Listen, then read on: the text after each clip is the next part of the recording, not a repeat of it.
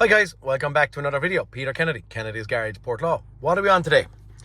We have a 2021 Mercedes GLE, and what the customer's complaint is that there's some issue with his parking sensors on the rear. So when he's parking, he has camera, he has front sensors, but he has no rear sensors. So to confirm the complaint, we're going to press the brake, put it into reverse. Actually, interesting enough, you just saw that. Now, what happened just there, I haven't seen before, but I did see this before. And what I see here before was that I have a little, what would I call it? A kind of schematics. Actually, there's Alan in the background. A schematics of the actual surface area around the car. We did get it highlighted on the back, but we had all 4, 5, I'm going to assume we'd say 1, 2, 3, 4, 5, and 6. Is there 6 sensors around the front, or just maybe 4 on the very, very front, whatever it may be? So he's basically saying when you're reversing, all that stuff is moving around side to side from steering angle, but he has no reversing actual parking sensors working. Now, fast code scan. ESP, there is a communication fault due to a short-term under voltage. Okay, I'm probably going to ignore that. What I'm actually focused on today here is this parking system, PTS called. Parktronic sensor 10 has a malfunction. There's a short circuit to positive or an open circuit. Right rear center distance sensor fault, open circuit, short circuit. Left rear distance sensor, open circuit, short circuit. Parktronic sensor 9 has a malfunction. So we have 10, 9, right rear inner distance sensor fault, open circuit, short circuit. And then Parktronic sensor 7 has a malfunction. There is a short circuit, positive or an open circuit. The other ones I see here is multifunction camera has a malfunction. Multifunction camera has a malfunction. System function is restricted due to the field of view. CAF1 is completely restricted. I don't know, but is that CAF1? As I said there a moment ago, we just saw that highlighted up, red all the way around. And will we revert back to what very recently I done a video on Skoda Octavia. What I'm going to do at this point in time, I'm going to do the similar job. I used actually just a power probe with a silly stupid little scope on it, and I was able to pinpoint whether those sensors were working or not when I was at them. So maybe we'll be able to do the same thing. We might go in, we'll try and identify what is what. So I look at a little bit of data here maybe first and see, can we pinpoint what sensors are number 10, number 9, number 7. I don't know if there's any, I've no faults for any other ones, but maybe there is other ones that are being pulled down. I'd suggest this is one sensor that's either failing and causing all of these sensors to go to ground. That'll be my thought process. I'm going to look at a little bit of live data, and I'll also get my little power probe. Okay. Only moments have passed.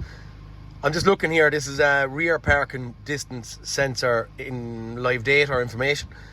What I'm looking at here, they all have 510 centimeters of distance between the back of the car and whatever may be behind it.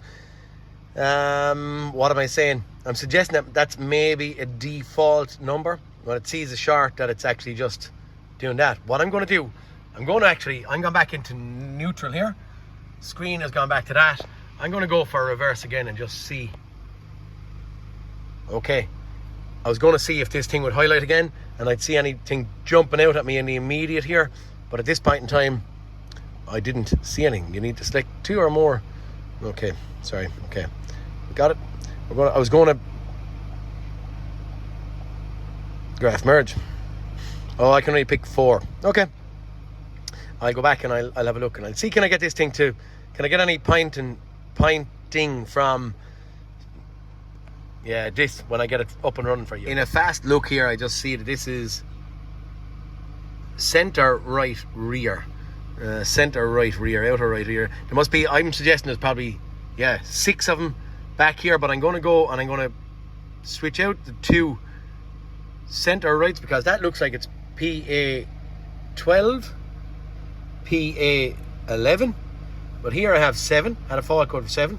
Here I have 9, and here I have 10. So I'm going to try and see, can I get this thing to grasp merge at this point in time, and I'm going to try and get this thing, I might even cycle the key off or on again and just see what happens. I've cycled the key off, I'm going to go into reverse and just see what happens again.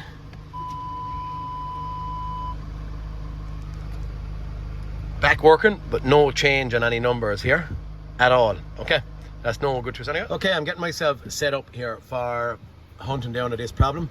What I think I'm going to do is I'm going to erase, we've 6, 1, 2, 3, 4, 5, 6 faults. We're going to erase them. I looked at freeze frame data. It doesn't really give me any direction, so amount of key cycles and stuff, it's still didn't go away. Ignition back on. If the car is not running, what happens? Okay.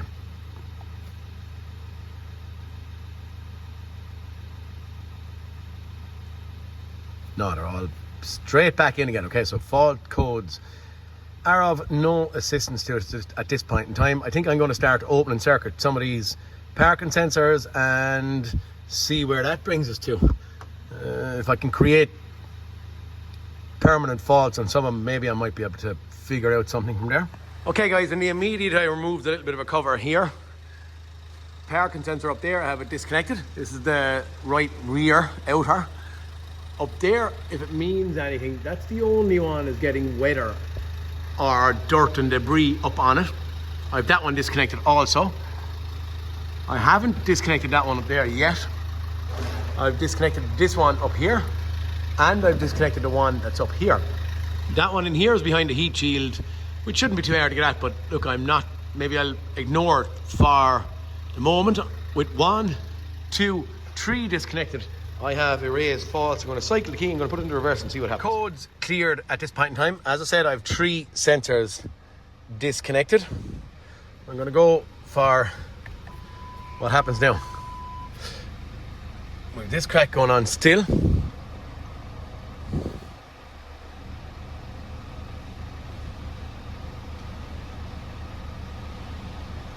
I actually have the same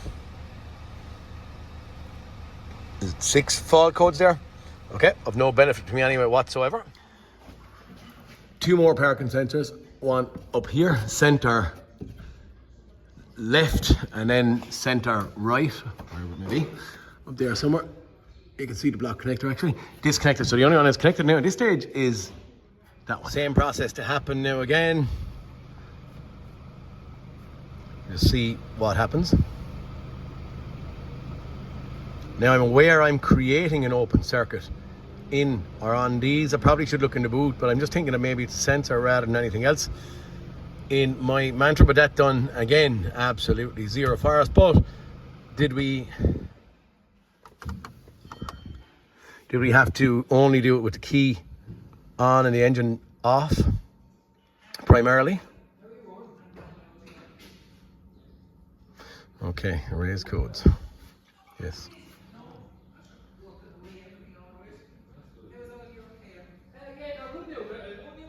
Okay, we still have the same barrage of faults anyway. Okay, it's time maybe to start doing a little bit of testing in here. If one of these are pulling at the ground, you see the parking sensors won't come alive. A little bit topsy-turvy, dare I say, at this stage. I suppose if I sent power on the ground into the sensors, I could actually check them manually, potentially. Okay, time to start thinking about this thing for a moment. Just going to go stick her into park, or into reverse. Okay, we're still seeing this jizzer jazzer. That's because my door is open. Do that. Escape.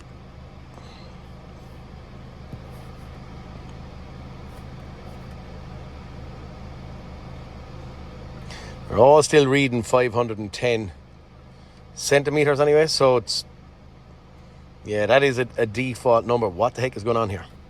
Okay guys, I was continuing on my hunt and I was going to wonder, could I bench test these, send the power ground into them?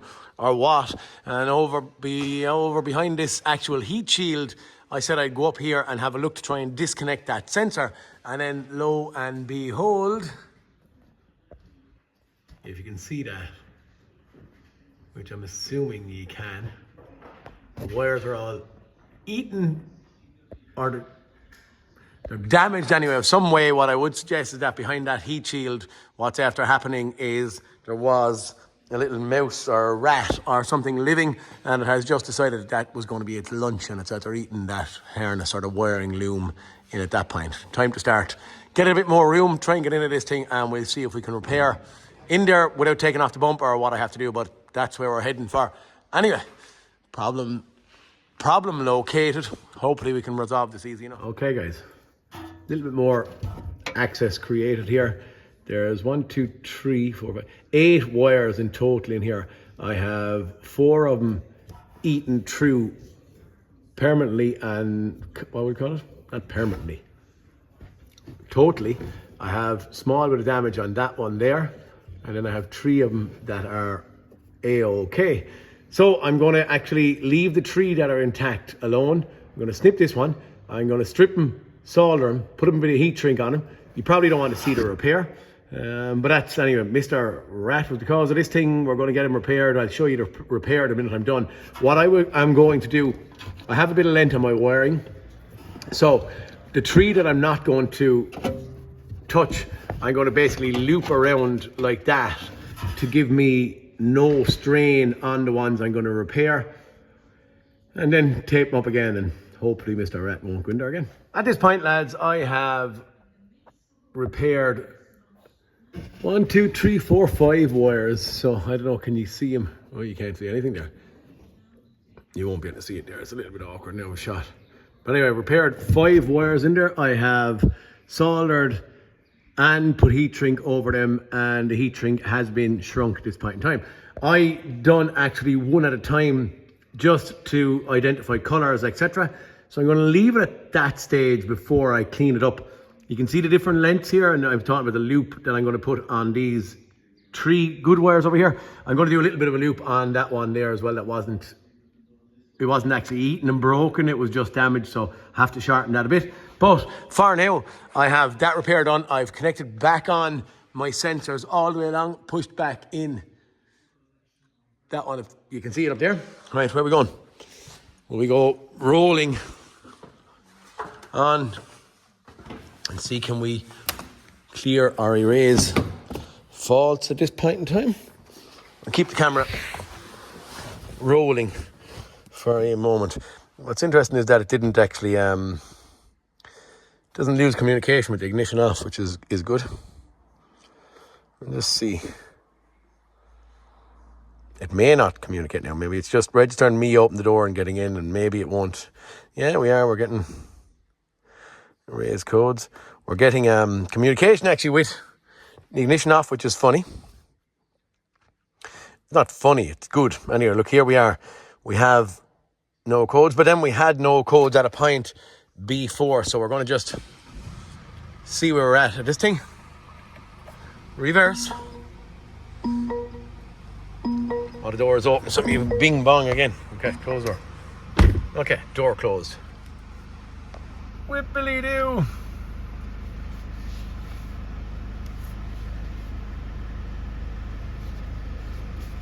Do you want to have a read codes again? No codes present. Do I...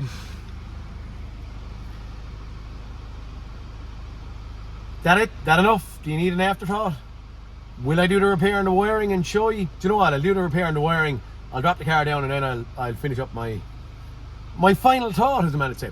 Okay? Our harness back together and looking the part. Couple of tight clips holding it in place. Don't know how you'd keep a rat away from doing it again, but sure, for now, that's not my bogey.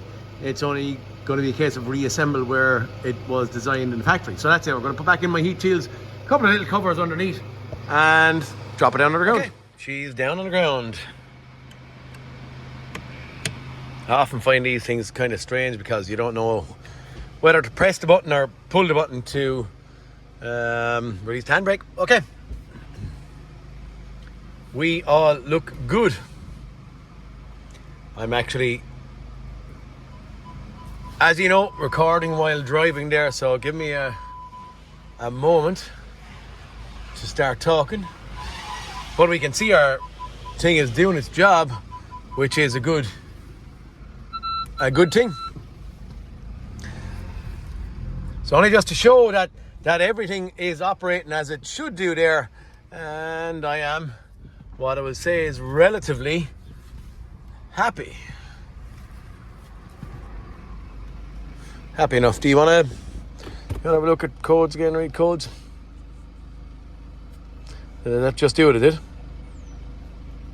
No codes detected. Yay.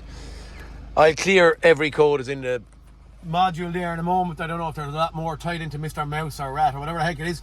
But for this one, Mercedes GLE, is she a 300 or something like that? Yeah, wasn't so bad.